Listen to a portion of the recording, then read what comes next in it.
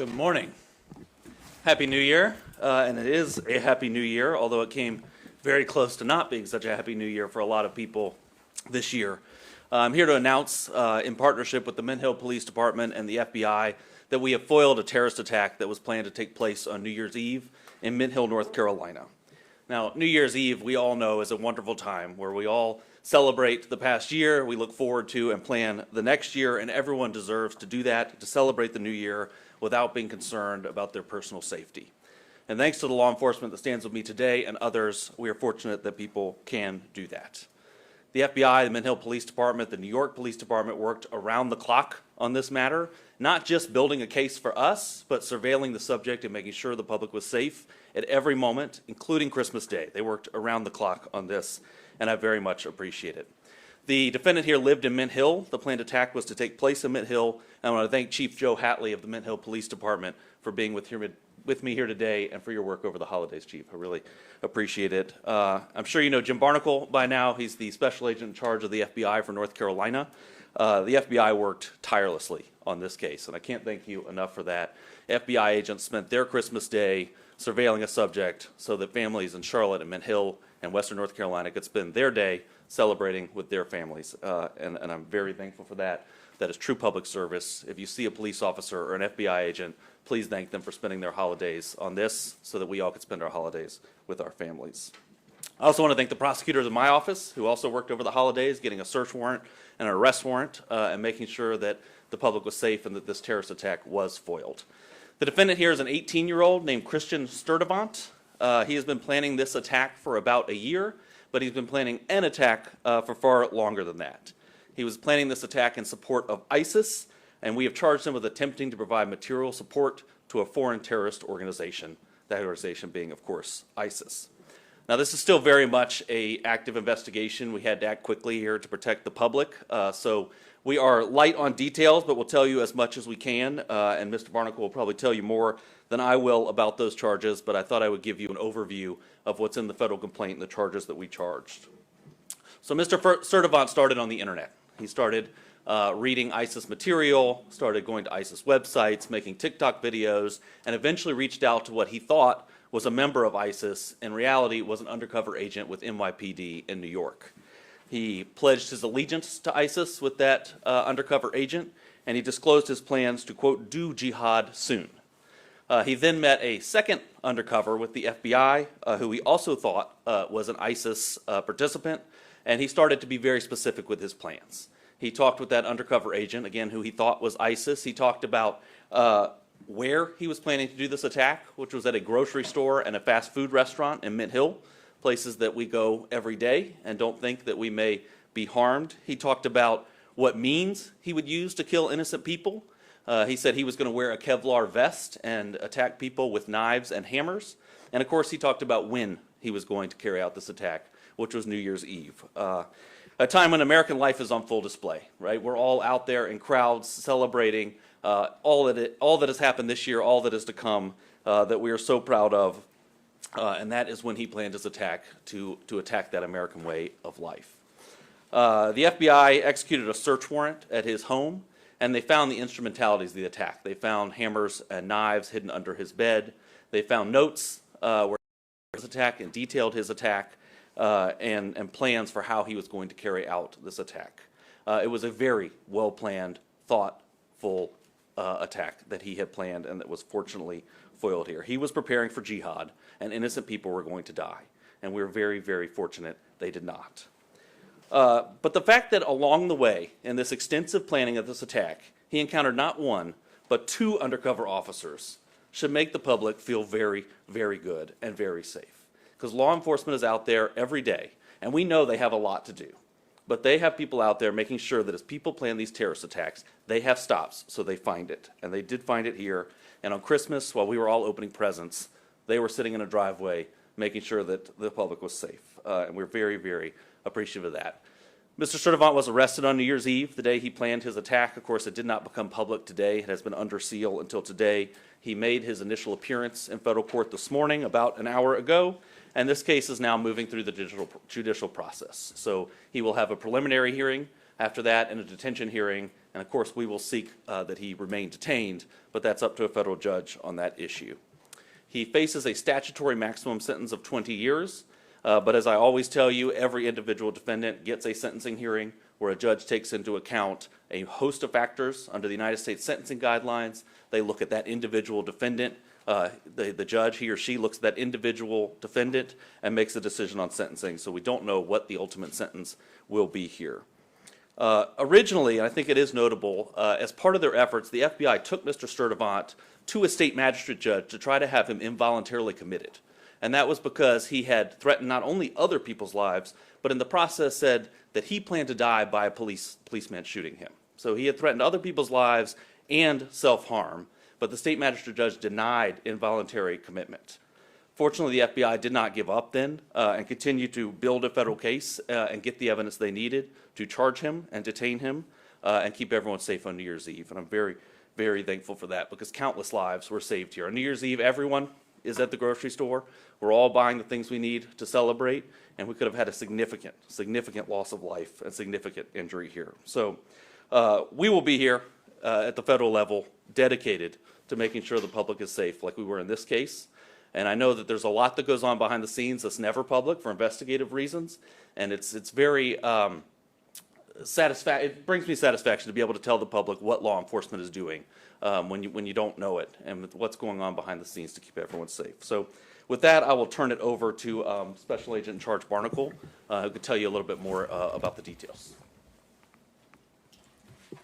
Thank you, Mr. Ferguson, and thank you, Chief Hatley from the Mint Hill Police Department for your partnership in this investigation.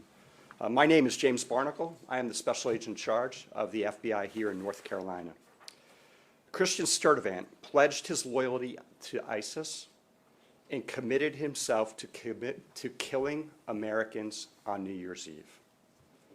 This investigation unfolded quickly. From the moment the FBI was notified of a potential threat of a terrorist-inspired attack in North Carolina, we went all hands on deck. We assessed the credibility of the threat. The investigation lasted about 2 weeks, included numerous investigative techniques, partnerships with law enforcement agencies, and cooperation from the American public. This Christmas, the FBI and our partners worked to protect the American people. We did not let up until Sturdivant was safely in handcuffs. FBI special agents arrested him on December 31st as he was being released from a local medical facility. On Monday night, as Russ just said, the FBI's evidence response team conducted a search, an authorized search, at his home and on his cellular phone. What we found was a manifesto, which the federal complaint alleges contained detailed plans to execute a massacre on New Year's Eve as people shop, for the holidays. Without the swift action of the FBI Joint Terrorism Task Force, New York City Police Department, the Mint Hill Police Department, and our partners at the United States Attorney's Office for the Western District of North Carolina, we could be announcing a national tragedy. Instead, a terrorist attack was thwarted.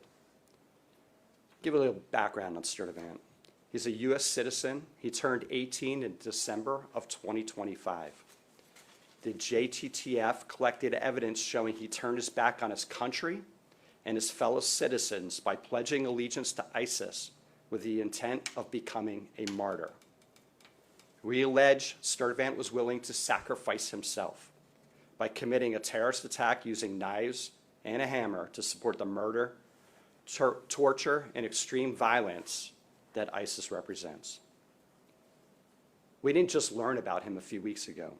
Sturdivant first came to the FBI's radar in January of 2022 when he was still a juvenile. He was in contact via social media with an unidentified ISIS member overseas. Sturdivant received direction from this unidentified ISIS member to dress in all black, knock on people's doors, and attack them with a hammer. In fact, Sturdivant did dress in all black. He left his house with a hammer, and fortunately, his family stepped in. Sturdivant, no charges were filed at that time. He was referred for psychological care, and he underwent psychological care, of which I don't know the details. The FBI was told he no longer had access to social media. On December 18th, a week prior to Christmas, the Charlotte field office learned it wasn't true that he was now back on social media. After several FBI offices around this country and the New York Police Department alerted the Charlotte JTTF of a TikTok account username, Abu Bakr al-Amerki, who made multiple posts in support of ISIS. Sturdivant was identified as the account holder. And with federal search warrants, the FBI obtained his previous posts to assess the extent of threats to the homeland. But according to the complaint, on or about December 12th, Sturdivant began communicating with an individual on multiple social media platforms. Unbeknownst to Sturdivant, he was talking to a government online covert employee. Within just a few days, Sturdivant direct messaged the online covert employee with a picture of 2 hammers and a knife. The message was significant since in recent years, an ISIS propaganda magazine promoted the use of knives to conduct terrorist attacks in Western countries. The same ISIS magazine which suggested using vehicles to ram crowds, like the terrorist attack last year on New Year's Day on Bourbon Street. The conversations between the undercover employee and Sturdivant escalated further. Sturdivant allegedly sent a voice recording pledging Bayat, a loyalty oath to ISIS. And on December 20th, the direct messaging allegedly showed Sturdivant asking for help getting firearms, specifically weapons, guns, to carry out the terrorist attack at a food market here in Charlotte area. Thankfully, that did not occur. This investigation was conducted by several FBI field offices, the FBI Joint Terrorism Task Force, which includes the following members: the Charlotte Mecklenburg Police Department, the Matthews Police Department, the Monroe Police Department, the Bureau of Alcohol, Tobacco, Firearms, and Explosives, the United States Customs and Border Protection, the Federal Air Marshal Service, Homeland Security Investigations, Internal Revenue Service, IRS-CI, the United States Postal Inspection Service, U.S. Citizenship and Immigration Services.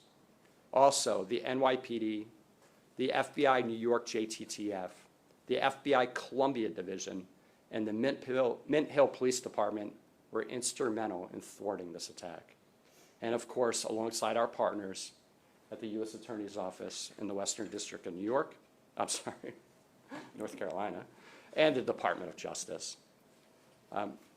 This investigation highlights the very real threat posed by people who self-radicalize online and are inspired by jihadist ideologies espoused by foreign terrorist organizations. They seek to attack soft targets with easily accessible weapons and with little to no warning. To further complicate this threat, we have seen that most successful attackers radicalize in a time span of between 1 and 4 years, and they typically mobilize to act in less than 3 months.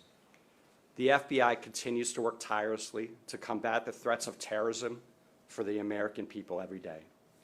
But our partnerships are not limited to just law enforcement agencies. We rely on the communities we serve and encourage the public to contact law enforcement when they see or hear something that doesn't seem right. I also have this personal message. If your child, relative, friend, or neighbor is sliding into a dangerous ideology, you'll be the first to see it. And together we can stop it. The threats we face are bigger than any one law enforcement or intelligence agency, requiring everyone who hears this message to work together to keep people safe. I want to thank the members of the Joint Terrorism Task Force that sit over here today for their diligent effort. We spoke, I can't tell you the number of hours, and this is not an attaboy to the FBI or our partners. They worked nonstop for about 14 days, 24/7, digging through everything we had, and keeping surveillance on this subject so we could intervene if he were to potentially attack. Through Christmas, Christmas Eve, every single day, all weekend. So thank you for your commitment to keeping America safe. With that, turn it over to Mr. Ferguson for any questions you may have. Well, thank you, and let me reiterate my thanks to the Joint Terrorism Task Force, to the Mint Hill Police Department, and of course to the prosecutors in my office who worked on this. So, Jennifer, yeah. Hi, Jennifer with Special News, North Carolina. Can you clarify where the planned attacks are made, like which grocery store and which restaurant this was expected to take place at? I don't believe it's public yet which grocery store and which fast food restaurant. I can tell you they were in Mint Hill, and as the investigation moves forward, I'm sure that will become public, but it's not at this point. It's on still under investigation. One more follow-up Sure, of question. course. Make sure I understood that correctly. Did you say that the arrest took place after he received medical attention? Did I hear that correctly? No. So the FBI went to a state magistrate judge to try to get him involuntarily committed for medical attention, and it was denied by the state magistrate. Thank you. Whether he got medical attention after that, I don't know. Yes. Hi, Joe Murphy Joe. from Charlotte Observer. I was wondering, why did the judge, magistrate, deny? And we were not involved in the state court hearing. Obviously, we deal in federal court here. From what I understand, it was a very short hearing, and I don't know of any reasoning And given. when was it? Yeah. That was Monday night, Late Monday In night. Mint Hill or Mecklenburg County, here in Charlotte, or, Mecklenburg County. Correct. thank you. Hunter, yeah. Hunter with Channel 9. Following up on that, Burger King is listed in the actual document with a grocery store nearby. The only grocery store nearby is Harris Teeter. Is that confirming it? So the subject worked at Burger King. There, I believe, are a number of grocery stores within the vicinity, and we're not quite there on the exact plan of his attack, but you're on the right path. Okay, and was this a lone wolf attack, or was there any connection to any other plots that have been foiled across the country here recently? Yeah, that's a great question, and this subject was working alone, we believe, at this stage in the investigation, but what's interesting about that is he didn't think he was working alone. He had contacted two different members that he thought were ISIS and working with him, obtaining firearms for him. They happened to be undercover agents, so he was working alone, but it wasn't his intention to work alone. So, yeah, Katie. Russ Katie with WBTV. You mentioned the grandfather had tried to prevent an attack before. Were they aware of his recent posts on social media? Did they know anything about his recent planned attacks at all from your investigation? I don't have any indication the grandparents were aware of the social media posts. What we do know is that the grandfather secured the knives in the home, secured the hammers, tried to make sure that Mr. Sturdivant did not have them, and yet when we executed the search warrant, they were found under his bed. So, thank you. Jen. Jen Correa from Queen City News. Just wondering if the grandparents are going to be facing anything or if they're cooperating with you on this. Obviously, they knew something was up, but did they do enough to be okay? That's a great question. The grandparents have been interviewed, and our investigation's ongoing, and we'll see where it goes. But right now, and especially in the very urgent part of this, we've been focused on Mr. Sturdivant. Hunter, yeah. In here, before that 2022, where he went out to try to stab neighbors and his grandfather stopped him, it said that before that he had pledged allegiance to ISIS. Is there any reason why he wasn't charged? I know he was psychologically examined, but why did he face any charges? Yes, Pledging an oath? it's a great question. That was, and I'll let you weigh in on this too. I'll note that he was a juvenile at that time. He was 14, and I do think we're very fortunate he was 18 now because it makes it a whole lot easier to bring charges. I think you had something to add. No, I think that covers it. Okay. Thank you. Yeah, Diane. Sorry, just following up on that too. Was that something known at the time in 2022 that he was trying to stab or kill a neighbor, or was that determined at a later investigation? No. The FBI opened an investigation under Mr. Sturdivant in January of 2022. And we conducted a logical investigation. The case agents actually are sitting here today. And these same case agents picked up the investigation a couple weeks ago. Are you all considering any other charges as well? We're always considering additional charges. And so in this case in particular, because this is a very early and an ongoing investigation, we are certainly investigating and looking at other charges, whether that's a firearm charge or some other charge. Right now, we feel confident we have this charge, which is attempted material support of ISIS, but we'll see how the investigation unfolds from here. Thank you. Yeah, definitely. Hunter? I have a question for Chief. Of Hackett, course. If you would. Certainly. I mean, we see this in parts of our country, but you never think it's your own city. This is Mint Hill that is now a thwarted ISIS terrorist attack. What are your thoughts on all of this? Truly, I believe that's everyone's famous last words. It's never going to happen here. It will never, that can't be my neighbor. It can happen anywhere. Yeah, Diane? I know that he spoke with two undercover agents. Did he actually ever have any interactions, do we know of, with actual members of ISIS or terrorists or anything like that?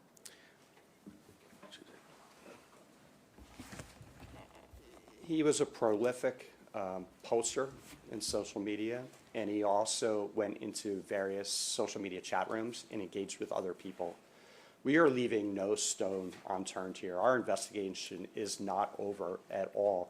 We are looking to find out if there are any associates, if there are any friends, if there are any people he were working with, whether it's domestically here in the United States or overseas. We have ruled out additional threats from him in the United States.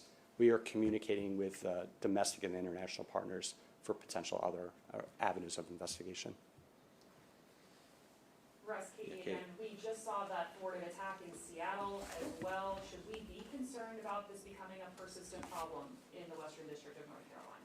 I sure hope not. I mean, I think that we should feel comfort that the FBI was there and that this defendant not only encountered one undercover agent, but encountered two, one with NYPD and one with the FBI. Which I think shows you what's going on behind the scenes to protect the public. Of course, everyone should be vigilant. You know, we all know the adage, if you see something, say something, which seems kind of ridiculous at this point, but it remains true. It's little things that sometimes bring these things to the attention of law enforcement, so I hope people will do that. And like Mr. Barnacle said, in situations like this, it's really family. It's family, and monitoring, especially your children's online presence, where this defendant was on TikTok in chat rooms communicating with people. So remain vigilant, but I think go to sleep feeling safe at night because law enforcement is there doing their job. And just one more follow-up Yeah. question. Historically, we have seen this targeting New Year's Eve events like we saw on Bourbon Street. We just finished the Truist Field celebrations. Do we know why he was targeting the grocery store chain at all, or is that not public yet? We don't know why. I can tell you from my view, New Year's Eve is where the American way of life is on full display. We're celebrating how wonderful it is to be here and all that this country has given us. And I think for a terrorist, that is a ripe opportunity to attack that way of life. Yeah, we do have some intelligence that he was looking at a grocery store because there'd be a lot of people there. He knew there'd be a lot of people there grocery shopping, which is why we said that in our remarks. He was looking for a high-profile place. There's a couple grocery stores in Mint Hill. He wasn't set on just one. He was looking at multiple, whichever one had the most people in it. Yeah. Anna came with the Hey, Anna. So, you mentioned that he was arrested on New Year's Eve, correct? Correct. What was the, I guess, setup for, because, I mean, if the attack was planning to happen on New Year's Eve and he was arrested then, what was the setup there to prevent that?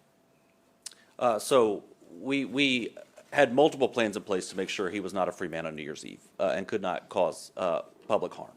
And so that included the seeking an involuntary hold for mental health purposes, which was denied. Ultimately, the arrest was made on New Year's Eve to make sure that he was safely behind bars on New Year's Eve. We did that by getting a criminal complaint from a magistrate judge late in the evening, a federal magistrate judge, and that's why it set up this process where that was under seal until today. He had his initial appearance. He will still get a preliminary hearing where he could put on evidence to say there was probable cause or not to detain him, and a detention hearing where a judge will decide if he should be detained pre-trial. So did you believe that the attack was hours or days away? Was there any anticipation there? So we were concerned the attack could happen at any time, and I can tell you the FBI had 24/7 surveillance on this subject, all hours of night, Christmas Day, Christmas Eve, time away from their families to make sure that the public was safe, and they were authorized to make an arrest if they needed to. If he were, if he were to leave the house with guns or knives or hammers, they were going to make a probable cause arrest. So at no point was the public in harm's way here. And Yeah, just Jen. to clarify, it was just the grandfather he stayed with at the residence? No, there were other family members at the residence as well. There was a grandmother and I think some siblings and some other family there. Thank you. I also note that it says that his grandfather is a Christian minister in Charlotte. Is there any reason to believe that his family members were also